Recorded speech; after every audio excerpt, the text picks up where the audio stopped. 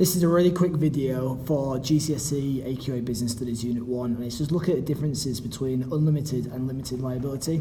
Now, these concepts are quite difficult for GCSE students to understand, and they often make mistakes when looking at it. First of all, if you consider unlimited liability, the most important factor that you need to know is it's a disadvantage for sole traders and partnerships. So what it refers to is the legal obligations partners and sole traders have because they are liable for all business debts if the business can't pay its liabilities. So because they have complete ownership of the company, so full ownership of the company, so they have obviously the full potential of all profits being made, but they also have the full responsibility for any potential debts. Now, just to give you an example, because often students get a little bit mistaken thinking, oh, because there's more than one and they're a partnership, then they don't have unlimited liability, but that's not the case, they do. So within this example, you've got 4 individuals, they're working as partners, and they each invest £35,000 into the new business. So they've got joint ownership, but they fully control and fully own the business. So over a 1-year period, the company, they suffer from £225,000 in debts. So if the company cannot repay these debts and they're in real financial difficulty, all 4 partners are equally liable for this repayment.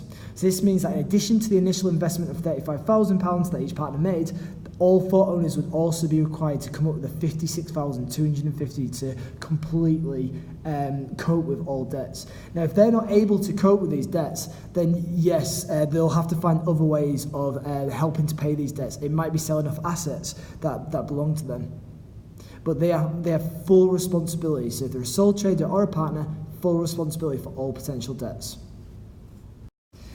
Now, limited liability refers to limited companies. So it looks at public and private limited companies. Now, these ownership types are a little bit more complex because now the owners don't have full ownership because they've actually sold a valuation of their company to shareholders. And therefore, as soon as they sell that valuation to shareholders, they don't own the whole business, so they're not fully responsible for all debts. And again, because the shareholders buy a certain valuation of the company, they are only responsible for their value of their investment. So as I've put here, limited liability refers to the legal protection available to the shareholders and the original owners of privately and publicly owned companies. So in that case, it's seen more of a benefit because it reduces the risk to the owners, and therefore you could argue is a benefit for being a PLC and an LTD, or an LTD, sorry.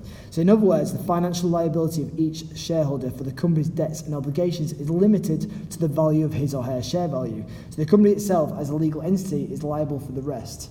So again, that's from a shareholder's point of view, but from an owner's point of view, they are not fully responsible for all the debt now because they don't have full ownership of the whole company. They've sold some of it on to shareholders.